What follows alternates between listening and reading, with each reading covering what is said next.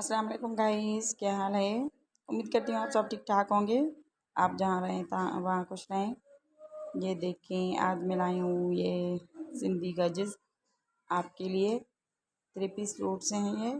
इसके पाँचे पे वर्क है। इस पे शीशे और बलोची टाँके पे काम किया हुआ है।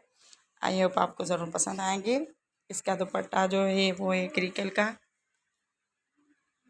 अगर किसी को बाय करनी हो तो मुझे कमेंट्स में या व्हाट्सएप बताएं।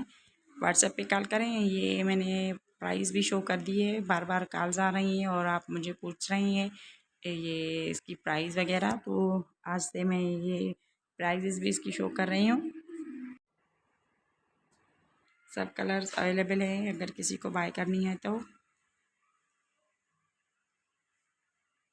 ये देखें, सारे कलर्स लाइट और डार्क दोनों में बहुत ज़बरदस्त हैं।